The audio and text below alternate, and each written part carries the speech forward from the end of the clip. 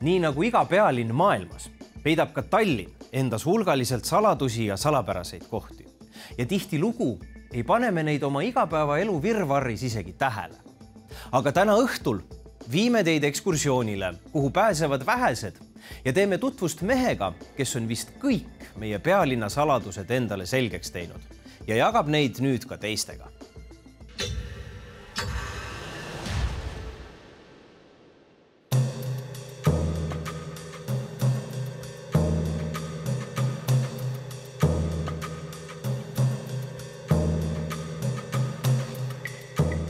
Nüüd, kus silm on jõudnud juba veerand tundi pimedusega harjuda, lülitage palun oma moodsad LED-valgusallikad välja. Te näete, et tegelikult sellest vanaegsest... Oleme osa grupist, kes täna õhtul liitus laternamatkaga läbi laagri asumit Tallinnas. Ma ei oleks eales osanud oodata, et Tallinnas niisugune koht on. Vaadake, kui pikk on see koridor, mida mööda see kõik läheb. See on osa Peeter Suure kunagisest mere siis kindlustusest. Aga nagu te näete, kui silm on harjunud, täiesti okei on, ei ole ju enam pime. Ehk siis, jah, nõukogude ajal... Kui sügaval maal me oleme? Kes kurat seda teab, Aga tõenäoliselt umbes 8 meetrit paekivi on pea kohal, aga see sõltub, millises käigustiku osas te olete, aga siin on umbes 8 meetrit. Kui praegu tutvustab matkajuht meile maa-aluseid käike, siis lugusid jätkub tal vist iga maja kohta ka maa peal. Nii nende, mis ikka veel seisavad, tulge mulle palun järgi ja lähme alustuseks siia parkla keskele. Kui nende, mis juba ammu lammutatud. See on 1922. aasta aerofoto sellest piirkonnast siin. Üks nendest valgetest joontest on siis raudtee ja teine on Pärnu maantee. Ja umbes keset fotot Pärnu maantee all on üks kolmnurkne kogum hooneid. Ja muideks, see ongi see vangilaager. Laternamatkad koos Mihkel Reilega on tõeline maiuspala igale ajaloohuvilisele või igaühele, kes soovib näha Eestimaa pealinna uue huvitava nurga alt. Peoleo laienes, tehti Pirita jõe äärde, kus täna on Pirita linnaosa valitsus näiteks. Oma olemise ja teadmistega on Mihkel enda ümber kogunud suisa väikest viisi fännkonna. Kas see on teil esimene laternamatk? Ei, kolmas. Kolmas? Kus te veel olete käinud? Koplis, Seevaldis ja nüüd siin. Kas alati Mihkliga? Just. Miks? Sest ta räägib väga mahlakalt, on väga tore. Matkahuvilisi on kokku tulnud mitte ainult Tallinnast ja selle lähiümbrusest, vaid suisa 100 kilomeetri kauguselt. Kas te olete esimest korda laternamatkal? Ei, 4. korda. 4. korda? Kus te olete veel käinud? Oi, kohe tuligi meelde. Ühesõnaga seal. Eelmine kord käisime Paldiski maanteel. Ma küsin niipidi, et kas te olete alati käinud just Mihkli matkadel? Jaa, just Mihkli matkadel. Lihtsalt oleme külaga nagu võtnud selle. Külaga? Jaa. Me oleme Märjamaalt, Tolli küla. Bussiga tulime, Palju teid on? Meid on 20 inimest. Võtsid sõidu siia ette? Sõidu siia ette ja nii on iga aasta käinud niimoodi külaga. Mihkel on laternamatkade idee autor ja tegelikult vaid üks giididest. Koos teiste teejuhtidega pakuvad nad matkasid enam kui 50 marsruudil. Tallinnas, Paldiskis, Rummus ja mujalgi. Kuidas sa leiad neid kohti, kuhu viia inimesi matkadele ja kust pagan sa neid lugusid saab? Elu veeretab ise ette. Kõigepealt eks tuleb huvi tunda ja mööda nurgataguseid käia. Jalutad kuskil linnas, vaatad, ossa, selline ahvatlev võpsik. Ja siis lähed vaatad ja võib-olla leiad. Leiad mingi asja sealt seest? No, aga ütleme, sa leiad mingi vareme kusagilt või mingisuguse sissepääsu. Kuidas sa nüüd selle looni jõuad, mis seal taga? Kõik hakkab pihti internetist. Guugeldad läbi, saad mingisuguse baasinfo kätte. Kui on tegu vähegi olulisema objektiga, siis tõenäoliselt on keegi jõudnud tublidest Eesti ajaloolastest juba seda teemat ka varem või hiljem käsitleda. Aga kui hakata matkadega pihta, siis tekib ühel hetkel ka olukord, kus elu veeretab huvitavaid inimesi ette, kes hakkavad ise oma mingisuguseid lugusid rääkima.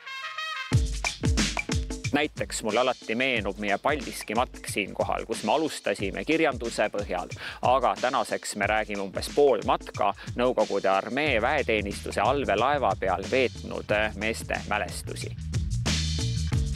Kuna Tallinn on täis saladusi ja salapäraseid kohti, palume Mihklil mõnda neist spetsiaalselt meile näidata. Alustame Pirita velodroomilt, sest just siit sai teatud mõttes alguse kogu Laternamatkade lugu. Kuidas see oli siis? Tegid siin velodroomil ringe 330 meetriseid ja mõtlesid, et tead, aitab küll, ma hakkan parem inimestele Tallinna ajaloost rääkima või kuidas see käis? See ikka läks natuke sujuvamalt, et ühel hetkel tuleb ju otsustada, et kas sa oled nüüd nii hea, et sinust tõesti saabki profisportlane ja ainult sellele keskendudki või sa hakkad elus ikkagi midagi muud tegema ja jääd siis harrastussportlaseks. Ja ühel hetkel jõudis ka see teadmine minuni ja kõigepealt muidugi ma hakkasin tegelema rattavõistluste korraldusega, aga ühel hetkel mõtlesime, et pakume ka talvel midagi siis inimestele tegemist ja siis hakkasime tegema sportmatkasid ja ajaloohuvilisena mõtlesin, et räägin midagi siis juurde ka mõne koha peal. Ja ühel hetkel jällegi omakorda taipasin, et need inimesed ei olegi sportlased, kes meile matkale tulevad ja nad ei ole tulnud sinna mitte sporti tegema, vaid võib-olla just neid lugusid kuulama.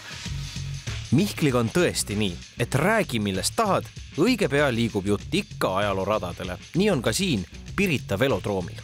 Aga võt see käiks seal all. Nõukogude ajal pidi igal asutusel olema oma tsiviilkaitseprogramm ja tänase Pirita topi koha peal enne Moskva olümpiapurjeregatti oli säärane asi nagu eksperimentaalsportjahtlaevade tehas. Ja selle tsiviilkaitseprogramm nägi ette, et kui tuumaseened Tallinnas kerkivad, siis töötajad peavad varjuma sellesse tunnelisse sinna. Nii et tunne nad siis turvaliselt. 20-meetrine 2 lahtise otsaga tunnel, väljas on tuumatalv ja sina varjud seal. Pirita saladusi ja kadunud vaateid tutvustab Mihkel veel teisigi. Näiteks Šeeli või Pirita või Kohi mõis. Sellest sõidavad tuhanded tervisesportlased igapäevaselt mööda nii ratastel kui suuskadel. Ent tihtilugu ei märgata seda kuulsat maamärki, sest paaris tõuge võtab kogu energia. Muide, miks ta on kuulus? Sellepärast, et Kadrioru hiilgeperioodil, kui Kadriorg oli kui kuurort, siis Kadrioru suvitajad tavatsesid aega veeta muuhulgas ka sääraste väike väljasõitude tegemisega. Ja üks populaarne väljasõit oli paras päevane tripp tulla siia seda Kohi mõisa ilu vaatama. Jalutati siin, vaadati seda barokset mõisa häärberit, ilusat parki siin ümber ja õhtuks mindi siis Kadriorgu tagasi. Kus see ajaloohuvi sul üldse pärit on? Väga keeruline küsimus. Ma ei tea, kus ta pärit on, aga ma igal juhul mäletan seda, et juba põhikooli aeg oli. Ja kindlasti ma siinkohal tervitaks ka, see on, et kui tead, telesse saat peab tervitama, ma tervitaks oma keskkooli ajalõpetajat Inna Graužinienet, kes ka seda ajaloohuvi ainult süvendas. Ma arvan, et mu ajaloohuvi pärineb tegelikult lapsepõlvest maalt. Suvekodu, see oli säärane vana talu, kus ei olnud vettoas. Ja seal ikka lapsepõlvest sai kogu aeg ju vanemate käest kuuldud, vanasti tehti nii ja vanasti tehti naa ja võib-olla seal on see alge. Oma raamatut mees veel ei plaani kirjutada, kuigi näiteks Nõukogude armees teeninud sõdurite mälestusi on tal kogunenud lademetes. Muu hulgas oskab ta neid jagada endise Balti merelaevastiku staabi tuumavarjendi kohta, mis asub siinsamas Pirita terviseradade vahetus läheduses. Kogu see kompleks jagunebki katlamaja, siis ütleme tehnobaas, ehk siis see siit ja nüüd me lähme edasi põhi sellesse punkrisse. No.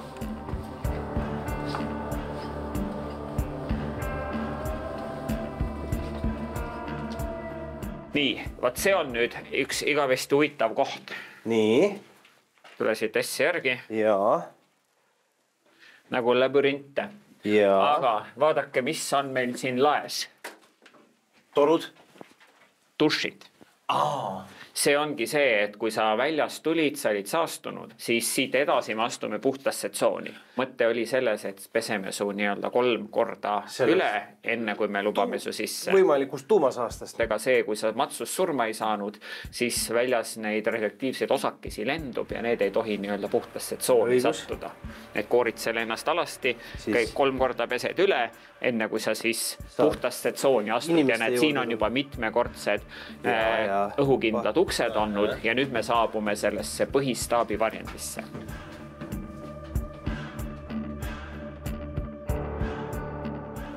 See on nii-öelda kõige sügavam ruum, punkri süda, see on siis, ütleme, operatsiooni juhtimissaal või ma ei tea, kuidas seda peaks nimetama. Et siin on siis laud, kus siis härrad otsustasid, kuhu me oma laevad ja pommid saadame ja kuhu ei saada siis.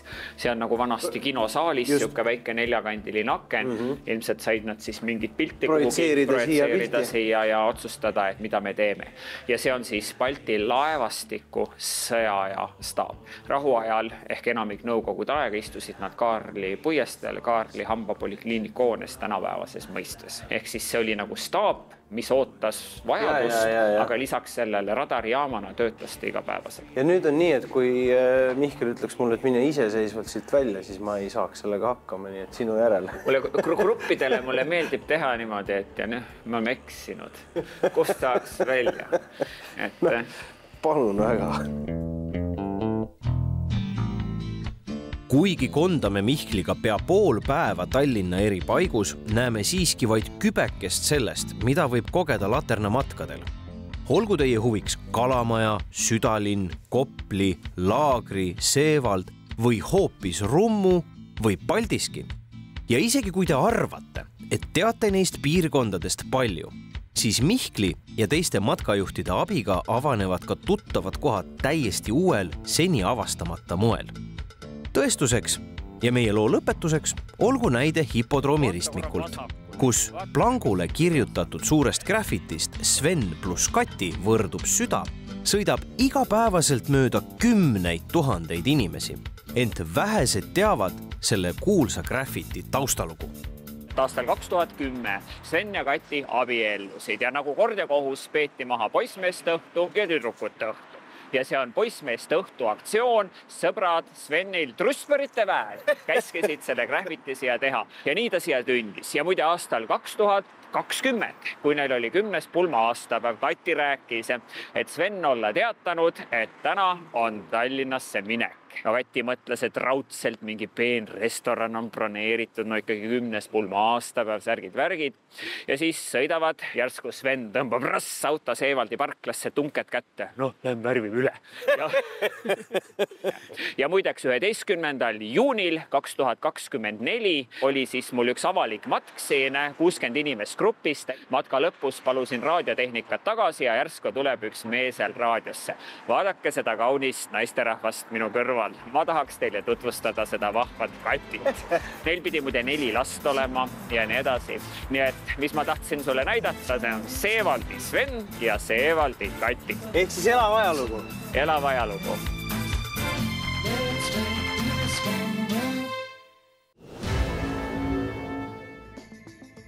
Jah, selle loo järel võiks meid suisa häbitus sisuturunduse tegemises süüdistada. Aga aeg-ajalt satuvad meil ette inimesed ja ettevõtmised, mis on sedavõrd säravad ja meelde jäävad, et patt oleks neid mitte oma ehedal kujul telepurki panna.